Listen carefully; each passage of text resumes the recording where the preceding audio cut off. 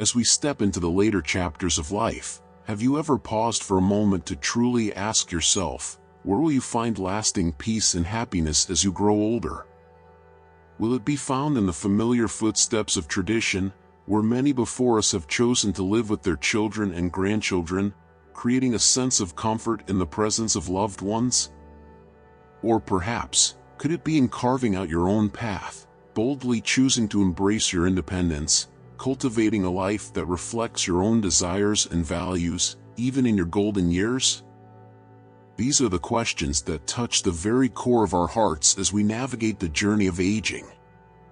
The stories you're about to hear offer not only fresh perspectives but also profound insights that may resonate deeply within you. They invite you to reflect, to feel, and to explore what it truly means to live a fulfilled and meaningful life in old age. Is peace found in the warmth of family, or in the quiet strength of independence? Should happiness be pursued through closeness to others, or in the freedom to continue shaping your life according to your own choices? As we unfold these ideas together, we encourage you to not just listen, but to truly immerse yourself in the emotions, the reflections, and the wisdom that these stories offer. Let the words sink into your soul, inviting you to discover your own answers. This journey is not about what others expect, but about what aligns with the deepest parts of your being, what brings you genuine peace, happiness, and contentment as you embrace the later stages of life. So, let's listen carefully, reflect openly, and discover together the answers that can guide us toward a life that feels truly fulfilled in our later years. The path ahead may surprise you, challenge you, or perhaps even inspire you in ways you never imagined. Let's take that step together, toward a richer, more peaceful understanding of what it means to live a life well lived. Let's share a story that speaks to a reality many families will face at some point in their lives. It's a story about family, expectations, and the sometimes delicate balance of living together when our children are grown and we've reached the later stages of our lives. Imagine, for a moment, that you're part of this story, and listen closely. What you're about to hear might give you insight into things you haven't yet considered, especially when thinking about what it means to live with the next generation under one roof. There was once a family, and like many families, they cherished the bond they shared. The parents, who had 2 sons, had always held on to the hope that when they grew older, they would live with one of their children. It wasn't a fleeting idea, but a plan they had imagined for years. They envisioned a future where they would be surrounded by their children and grandchildren, living in harmony, just as they had always dreamed. In their minds, it made perfect sense. Why wouldn't they want to be close to their loved ones, sharing the same home, continuing the traditions they had built over a lifetime? As time passed, their youngest son became the one who carried the weight of this expectation. His older brother had moved away, pursuing his own life and career. But the younger son? He stayed close, aware that his parents hoped he would be the one to take them in when the time came.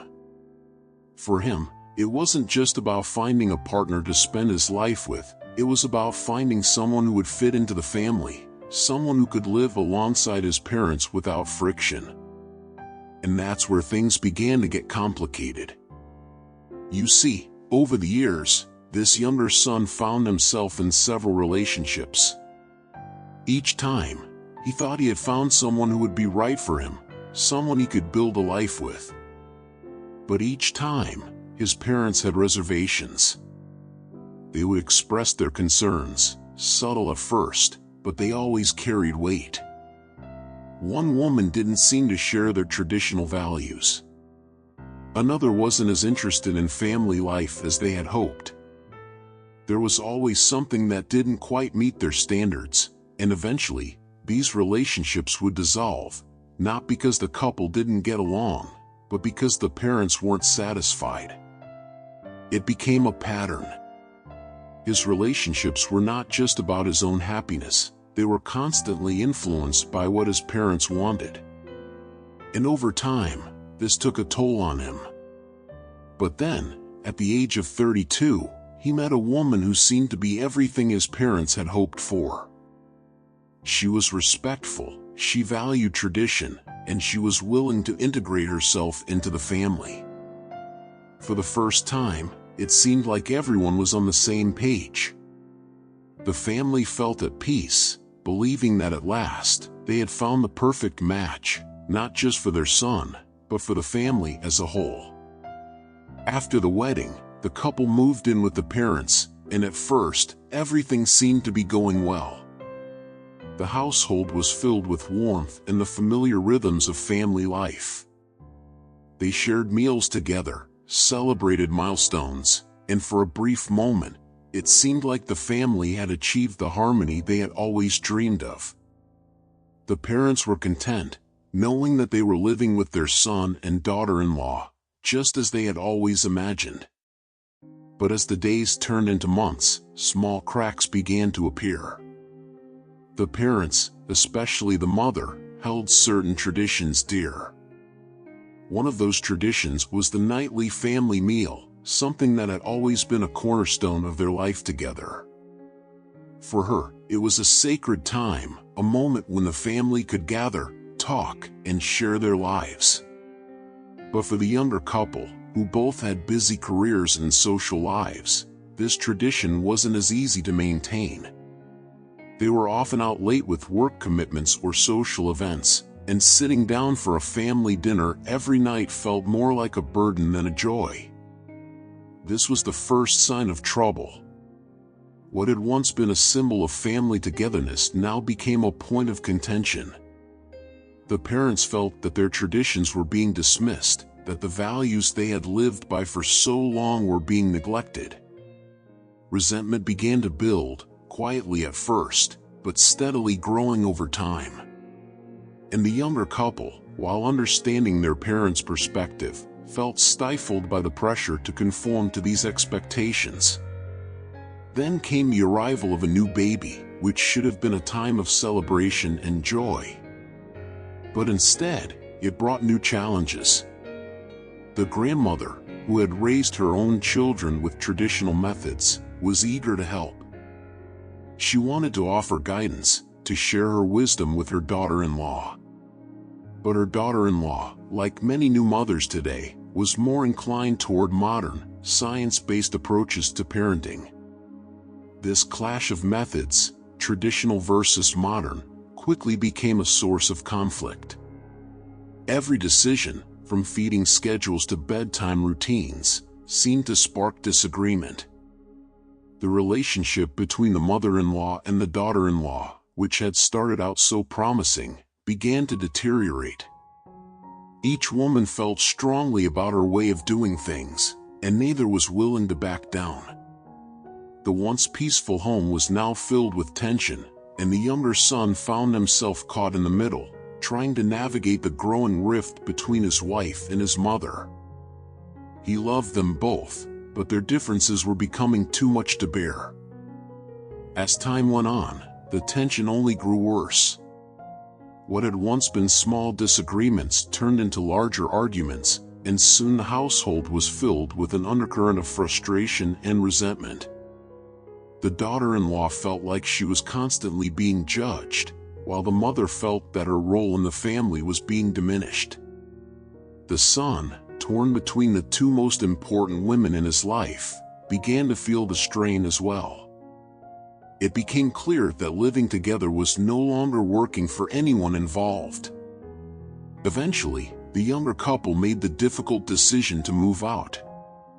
They hadn't planned on doing so, at least not so soon, but the situation had become untenable. What had once been a dream of family unity had turned into a source of stress and conflict. The parents, who had always imagined living with their children in their old age, were left to grapple with the reality that sometimes, the things we hope for don't unfold the way we imagined. This story isn't about failure, though. It's about the challenges that come with blending generations under one roof. It's a reminder that while love and family are powerful, they are also complex. Living with your children in old age can be a beautiful experience, but it requires flexibility, understanding, and a willingness to adapt. The world changes, and so do the ways we live.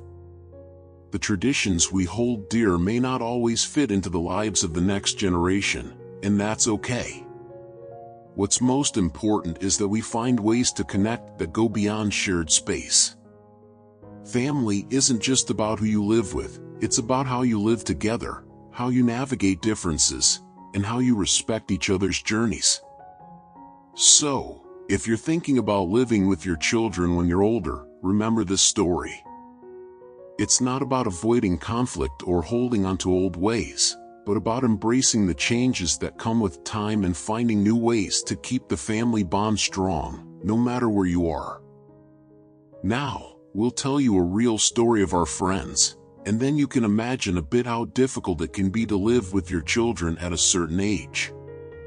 Let's start with David, a proud, determined man in his mid-70s, and his devoted wife, Emily. They always picture their later years surrounded by the warmth of family, imagining a home full of laughter, grandchildren running around, and shared moments of joy. Much like Mr. Q's family, David had spent his life believing that the greatest reward would come from living close to his children and grandchildren. In their minds, there was nothing more comforting than the idea of spending their final years in the midst of those they loved most. So, when their daughter Anna suggested they move in with her and her 2 teenage sons, it seemed like a dream come true.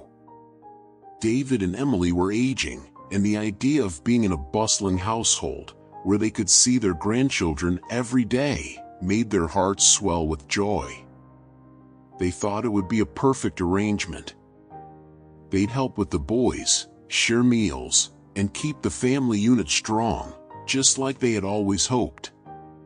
At first, everything seemed to fall into place beautifully. The first few weeks were full of warmth and affection. Mornings were lively, with Emily preparing breakfast while Anna's sons rushed out the door for school. Evenings were spent around the dinner table, where David told stories of his younger days, and Emily laughed alongside her daughter, reminiscing about family moments. The house was alive with energy, and for a while, they all felt like they were living the ideal version of family life. But as time passed, things started to shift. The once joyful conversations turned into short exchanges, and the cheerful laughter that filled the home began to fade into a more routine, even strained, atmosphere.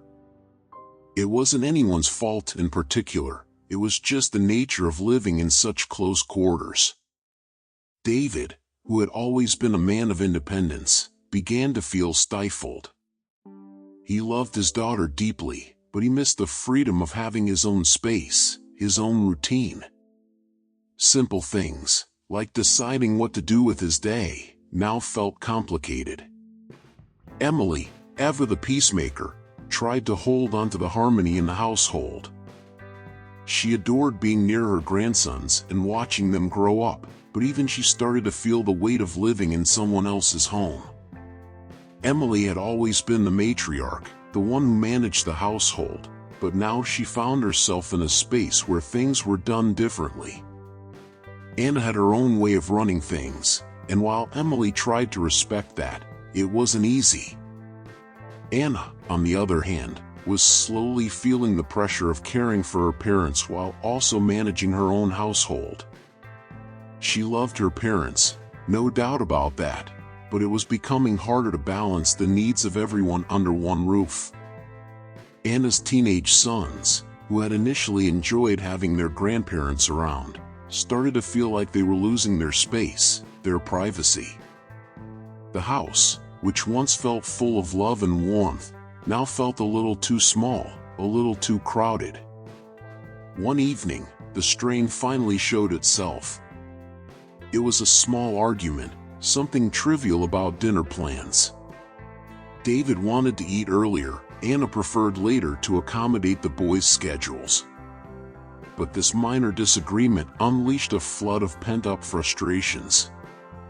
David, feeling unheard, snapped at his daughter, and Anna, who had been holding in her stress for weeks, lashed out in return. It wasn't an explosive fight, but it was enough to make everyone realize the weight of the situation. After that evening, the house grew quieter, and the once tight-knit family unit felt fragile.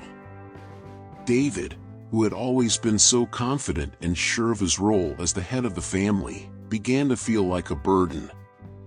He hated the idea that his presence might be causing stress, especially to his beloved daughter.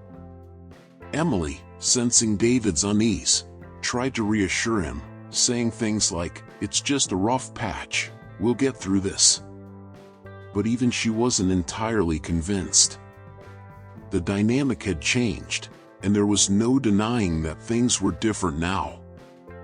Anna, caught between caring for her parents and raising her teenage sons, felt trapped. She loved her parents, but she also missed the freedom she had before they moved in. She missed the quiet evenings with her boys, the space to breathe and not have to manage everyone's emotions. There were nights when she sat alone in her room, feeling guilty for wanting a bit of distance, for craving time away from the responsibilities that came with having her aging parents under her roof. The tension continued to build quietly until one evening, David sat down with Emily and said, "I think it's time we found our own place again." His voice was heavy with emotion. It wasn't a decision he made lightly, but he knew in his heart that living with Anna wasn't sustainable. Emily, with tears in her eyes, nodded in agreement. She had felt the same for a while, but didn't want to be the one to suggest it. They both knew that moving out didn't mean they loved their daughter any less. In fact, it was quite the opposite. They wanted to preserve the relationship before the weight of cohabitation caused more damage. They discussed it with Anna, and though she felt a pang of sadness, she too understood that this was for the best. Together, they found a small house not far from Anna's home. It wasn't far enough to feel distant, but it gave David and Emily the independence they so dearly missed. The day they moved, the emotions were mixed. There were tears, of course, but also a sense of relief.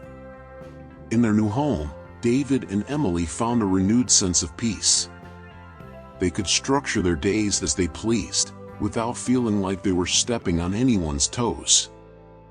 They visited Anna and the boys regularly, and each visit was filled with love and joy, unburdened by the stress of daily living together. The relationship, once strained by proximity, began to heal.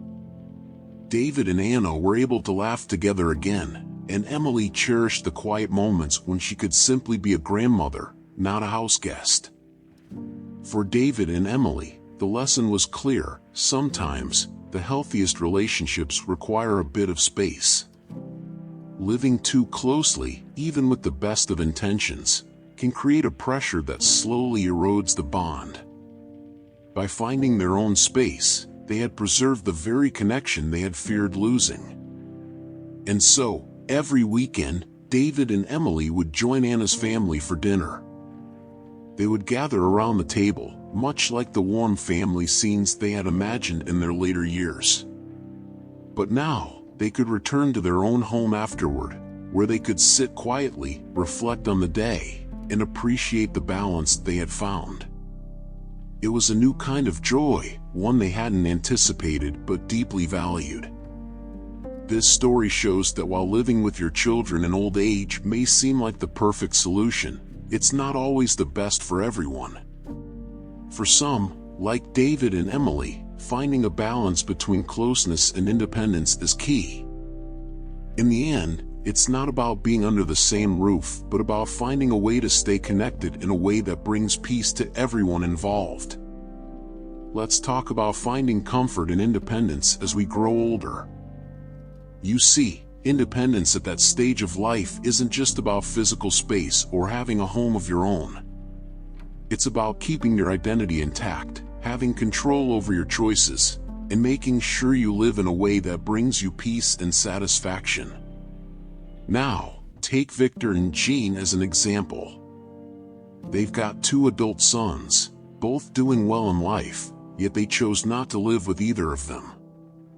Both of their boys, Louis and his brother, lived nearby in the city, but when it came time for each to get married, Victor and Jean encouraged them to build their own homes, to start their own lives without any expectation of staying with their parents. Now, Jean had experienced the difficulties of living with in-laws firsthand when she was younger. She knew the challenges that come with trying to balance 2 households under one roof. So when her younger son Louis got married but didn't have enough savings to buy his own place just yet, he asked if he and his wife could stay with his parents temporarily. Jean, being practical, agreed, but with one clear condition: you've got 3 months to figure things out. After that, you need to rent your own place. To some, this might seem harsh, but Jean understood something important: prolonged cohabitation can create tension between generations. The way they live, their routines, even the way they handle their day-to-day responsibilities, all differ. It's not about lack of love, but about respecting each other's space and rhythm. So, after those 3 months, Louis found an apartment nearby. He didn't move far. In fact, his new place was just next door to his parents. Victor and Jean's older son lives a short distance away too, and on weekends, the family gets together for meals, laughter, and quality time. But when the week rolls around, everyone retreats to their own lives, their own spaces. They have found a balance that works. Independence isn't about distancing yourself emotionally. It's about maintaining healthy boundaries and respecting each other's lives. Now, when asked if they would consider moving in with their sons as they age, Jean was quite firm. "We'll sell this big house one day," she said, "and move into something smaller, something that's easier for us to manage. And if we ever need help, we'll hire someone or consider a retirement community. We're not going to put that burden on our children." Jean understood that her sons had their own lives, their own families, and she didn't want to complicate things by moving in and disrupting their flow. Louisa, on the other hand, is another story of independence. She's got 2 sons as well, both urging her to come live with them. But Louisa loves her countryside home. She's built a life there that she treasures. The pace is slower, the people are familiar, and she has deep connections in her community. "Why would I leave all this?" she says. "In the city, it's just doors opening and closing, people rushing off to their jobs, and hardly any time for a real conversation." Whenever she visits her sons in the city, she notices the difference. They leave early in the morning, come home late at night, and spend their evenings glued to screens. She loves them dearly, but city life feels disconnected for her. Louisa has come to terms with the fact that if she were to fall ill, her sons wouldn't be able to care for her around the clock. "I'll hire someone if I need to," she says with a smile. "My boys can visit when they can, and that's enough for me." She's not seeking to be a constant presence in their lives, just a meaningful one. Louisa understands that their lives are fast-paced, and she's content with her own rhythm. She finds joy in the life she's built, and she's determined to keep it that way. Both of these stories, Victor and Jean's, as well as Louisa's, speak to a broader shift that's happening. More and more, parents are choosing to maintain their independence as they grow older, rather than relying on their children. It's not about rejecting help or love, it's about ensuring that everyone, from parents to children, can live their lives to the fullest without feeling stifled or constrained. Independence in this sense is not isolation. It's the freedom to make choices that suit your life while still being deeply connected to the people you love. Victor and Jean planned for this. They didn't stumble into independence by chance, They made deliberate decisions to ensure that as they aged, they would continue to live life on their own terms. This kind of forward thinking is crucial. It's about setting yourself up for a future where you don't have to rely on anyone, where you retain control over your daily routines, your space, and your well-being. It's a form of dignity, really. They don't want their sons to feel obligated to care for them full-time, and by planning ahead, they've created a scenario where that's not necessary. Louisa's story is similar. She's built a life that she loves, and she sees no reason to change it just because her sons want her closer. She's happy in the countryside, where her days are filled with community and connection. She knows that if her health declines, she can get help when she needs it, but for now, she's content with her independence. This, too, is a form of wisdom, knowing when to let go and allow others to live their lives, while still holding onto the parts of life that bring you joy and fulfillment. There's something deeply powerful about this kind of independence. It's not about being stubborn or refusing help. It's about recognizing the value of your own life and making sure that it remains yours to shape. For Victor, Jean, and Louisa, this independence has allowed them to maintain strong, loving relationships with their children, without the tension that can come from living under the same roof. It's important to realize that living separately doesn't diminish the bond between parents and children. In many cases, it strengthens it. By maintaining their independence, parents give their children the freedom to grow into their own lives. They become sources of wisdom and support without becoming an overwhelming presence. It's a different kind of love, one that respects the boundaries necessary for everyone's growth. So, what does all this teach us? Independence in old age isn't about distancing yourself from family. It's about creating the best possible environment for everyone to thrive. It's about maintaining your dignity, your choices, and your peace of mind. It's about giving your children the freedom to live their own lives while still being a part of yours. As we think about growing older, it's essential to ask ourselves, how can we maintain our independence without sacrificing the relationships we hold dear? For Victor, Jean, and Louisa, the answer lies in thoughtful planning, respect for personal space, and a deep understanding that love doesn't require constant proximity. It's about finding comfort in knowing that you can still live a life full of meaning, even as the years go by, without depending on your children for everything. Next part of this journey brings us into the heart of a situation many seniors face: moving into a nursing home or making the decision to live alone. Imagine this. After years of living independently or with family, you suddenly find yourself in a place where everything is taken care of for you, yet something feels different. For some, it's a relief, but for others, it can feel like they've been left behind or forgotten. They're surrounded by people, yet there's a deep sense of isolation because they're not in their own home anymore, and the rhythm of their life has changed entirely. That's often what seniors experience when they move into nursing homes. It's a mixture of loss and adaptation, especially when they've had to make that decision because there's no other option. Now, let's dive into a story about Paul. Paul was in his mid-70s when he faced this very situation.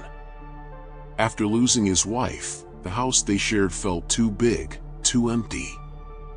His daughter, Louisa, had suggested that he move in with her and her family. It seemed like the right thing to do at first. He was family after all, and he figured he could be helpful around the house. But over time, things didn't quite work out the way he imagined. Paul soon realized that while living together brought the family closer physically, it also introduced tension that hadn't been there before. You see, Louisa had her way of running the household, and Paul had his. He wanted to help out, offer advice, maybe even discipline the grandchildren a little when he thought they needed it, but Louisa had a different parenting style. This clash of expectations slowly built an undercurrent of frustration on both sides. He would make a comment about how the kids were being raised, and Louisa would smile politely but wouldn't change a thing. Over time, those little differences became big unspoken resentments. Paul loved his daughter, but there was something about being in her house that didn't feel right. It was as though, by living there, he'd lost some part of his own independence. His routines were disrupted, and even though Louisa never said it outright, Paul could feel that he was slowly becoming a burden. Meals were always rushed, conversations became less frequent. The family loved him, but he felt out of place in a home that wasn't really his. One night, Paul sat in his room and realized something: he missed his old life. Not just the house or his late wife, but the freedom that came with living alone. He missed waking up without worrying if he was in anyone's way, making his own breakfast, reading his newspaper without feeling like he had to be part of someone else's schedule. So, after much thought, he made the decision that shocked his family. He told them he wanted to move out. His son-in-law, Dan, tried to convince him otherwise. "Dad, we love having you here. You don't need to go." But Paul knew that wasn't entirely true. Dan meant well, but Paul had seen the subtle signs, the slight impatience in their voices, the way plans were made around him, rather than with him. And Paul, being the man he was, didn't want to impose any further. He assured them, "This is something I need to do for myself. It's not that I don't love you all. I just need my own space." When Paul moved into his own small apartment, it was quiet at first. There were no children running around, no one asking what he wanted for dinner. But slowly, he started finding joy in the simplicity of it all. He joined a local chess club, started taking long walks in the park, and reconnected with some old friends he hadn't seen in years. And while Louisa still visited often, their relationship seemed to improve now that they weren't under the same roof. They were no longer forced into a dynamic that neither was truly comfortable with. It wasn't that Paul's love for his family had lessened. If anything, it deepened because he now had the space to live on his terms. He could visit them without the unspoken weight of being a permanent guest. He could return to a home that was entirely his, where his decisions shaped the day. And that brought him a kind of peace he hadn't felt in years. Similarly, Jean, who had moved in with her daughter after her husband passed, experienced something very much the same. At first, she was overjoyed to be surrounded by family. But gradually, she realized that she was more of a spectator in their lives than an active participant. Her daughter, Louisa, and son-in-law, Louis, had their own way of doing things, and while Jean was appreciated, she wasn't truly needed in the way she thought she would be. Like Paul, Jean made the bold decision to move back into her own place. She wasn't angry or bitter, she simply understood that her happiness lay in having her own space. Living alone, she reconnected with old hobbies, like gardening and knitting, and found that life was fuller when she had control over her own time and decisions. The lesson here is not that families shouldn't live together. It's that independence is an essential part of aging gracefully. Living with family can bring comfort and love, but for some, it also brings a loss of self. The rhythm of daily life changes, and while the intention is often out of love, it can create friction, especially when both generations have their own ways of living. As we grow older, the greatest gift we can give ourselves, and our families, might be the freedom to live life on our own terms, without guilt or obligation. Paul and Jean found that by stepping back from living with their children, they were able to rediscover the joy of being themselves. It's not about being alone, it's about having the choice to live the way that makes us happiest. That's the essence of aging well, finding balance, preserving your sense of self, and embracing the independence that keeps your spirit alive. The last story we want to present to you is about the situation of our friend, and she came to us for guidance. Let's call her Marie. Marie, now 64 years old, had gone through a lot after losing her first husband. Grief weighed on her heavily, and her son Jack, seeing how difficult it was for her, invited her to live with him and his family. Jack's offer was made out of love, but Marie wasn't ready to give up her independence. She decided instead to join an art class at the local community center, hoping to find a spark that would bring some joy back into her life. It was there, in that art class, that she met Paul. Paul was easy to talk to, a bit younger than Marie, and had a kind of energy that made her forget, if only for a moment, about the sadness she carried. Their friendship quickly grew into something more. Before long, Paul proposed marriage. Marie, still trying to navigate her emotions, accepted the proposal. She hadn't fully healed from the loss of her first husband, but Paul seemed to offer a sense of companionship that she thought would help her move forward. Her son Jack, however, felt it was too soon. He gently advised her to wait, but Marie was determined to take control of her future, and she didn't want to hesitate. At first, the marriage was everything Marie had hoped it would be. She and Paul shared some lovely moments, cooking together in the evenings, spending weekends at the park, even planning little trips to nearby towns. It felt good to laugh again, to have someone by her side. But as time passed, things began to shift in unexpected ways. Paul, who had seemed so easygoing, started to show another side of himself. He began to expect Marie to handle all the household tasks, even though they had initially agreed to share responsibilities.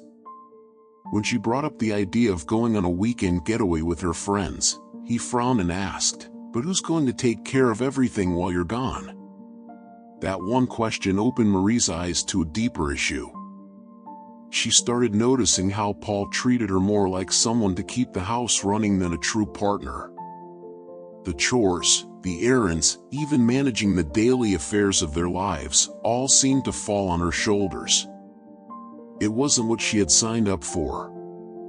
She had envisioned a marriage of equals, one where they could support each other through this later stage of life, but instead, she found herself slipping into a role that felt more like servitude than companionship.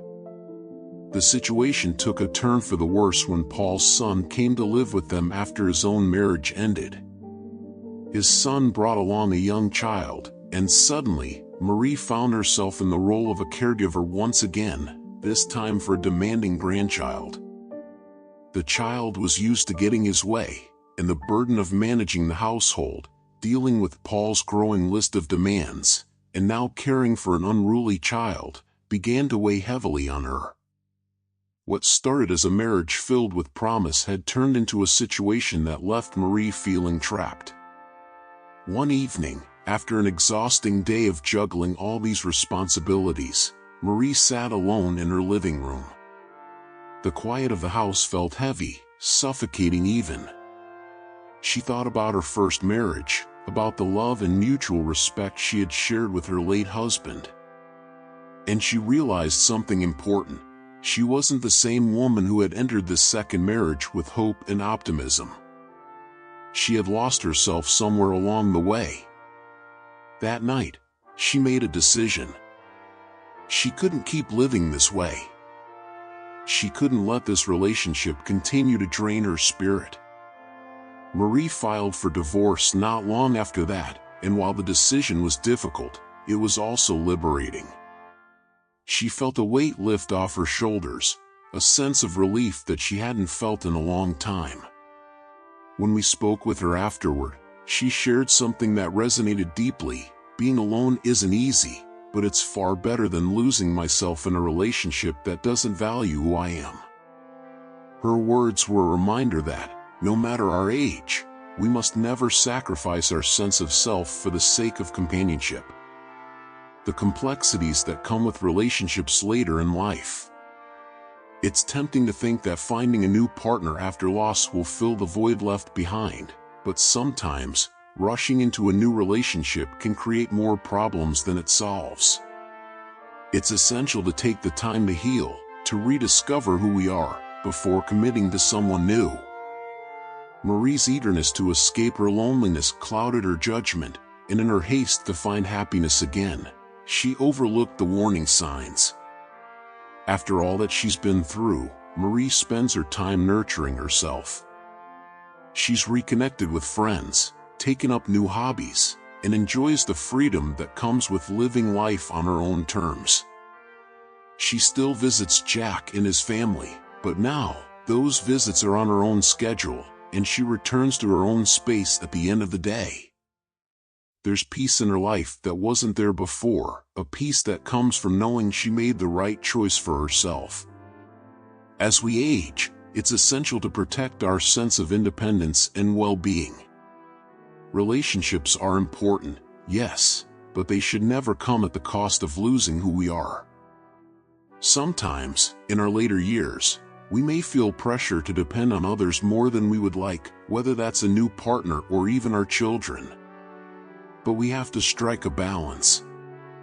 We have to remember that our happiness is ours to cultivate, and it doesn't rely on anyone else. Remarriage, especially later in life, requires careful thought. Blending lives at an older age is complicated. People come with habits, routines, and expectations that can be hard to change. And when adult children or grandchildren are involved, it adds another layer of complexity. These are not decisions to be made lightly. Marie's decision to leave her second marriage was a courageous one. It wasn't easy, but it was necessary. She realized that, no matter how much she wanted companionship, it wasn't worth sacrificing her peace of mind. And now, she's found a new kind of contentment, one that comes from within, not from relying on someone else to provide it. Remember this, your happiness and well-being should always come first. Whether you're considering a new relationship or simply navigating the changes that come with growing older, never lose sight of who you are and what brings you peace. In the end, that's what matters most. As we come to the conclusion of this video, let's take a moment to reflect on the valuable lessons we've explored today. The experiences we've shared aren't just isolated stories, they're powerful reminders of the importance of maintaining balance, independence, and emotional well-being as we age. The decision of whether or not to live with grown children can seem like a practical solution, but the reality is often far more complicated than it appears. Firstly, living with children can bring about unforeseen conflicts due to generational differences. It's not just about clashing over small daily habits, but it runs deeper into how different generations view key aspects of life, money management, child-rearing practices, even the way we spend our free time. These differences can create real tension, not just in one family or culture, but across the world. It's a universal experience that many people from all walks of life face.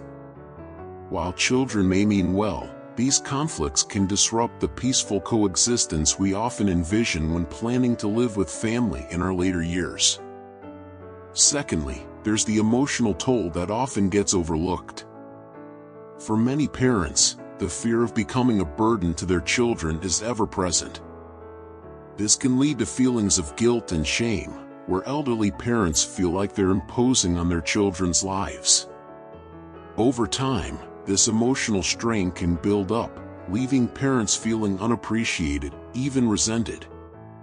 Imagine dedicating decades of your life to raising a family, only to feel isolated and burdensome in your later years. This emotional weight can lead to deeper issues like depression and a sense of worthlessness, which no parent should ever have to experience. This brings us to the third, and perhaps most important, point: personal fulfillment. As we age, finding joy and purpose in our own lives becomes critical to a happy retirement. We've learned that true contentment often comes not from depending on others, but from discovering fulfillment within ourselves. Whether it's picking up hobbies that bring us happiness, staying socially active, or simply finding peace in our solitude, these are the building blocks of a satisfying and healthy retirement. The sense of accomplishment and autonomy that comes from pursuing our own interests is unmatched, and it's something that every person deserves to experience as they grow older. The key takeaway here is clear. While living with grown children might initially seem like the most practical option, true happiness and fulfillment often come from maintaining our independence.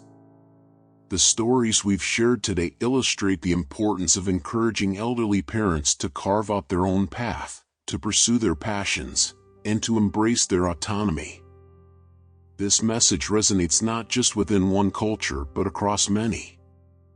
It's a universal truth: dignity, joy, and fulfillment in retirement are within reach when we prioritize our personal well-being and take charge of our own happiness. So, as you consider your own journey or that of your parents, remember this: independence doesn't mean isolation. It means embracing the freedom to live life on your own terms, to continue growing, learning, and enjoying all the beauty that life has to offer. Encourage those around you to value their autonomy, and together, let's create a world where growing older is celebrated, not feared. Before we end, we want to thank you for watching and being part of this important conversation. If you found this video helpful, don't forget to give it a thumbs up, share it with your friends and family who might also benefit from these insights, and subscribe to our channel for more content like this. We're here to support you in living a more fulfilling, joyful life, no matter your age or stage in life. Thank you for watching, and we look forward to bringing you more valuable content soon.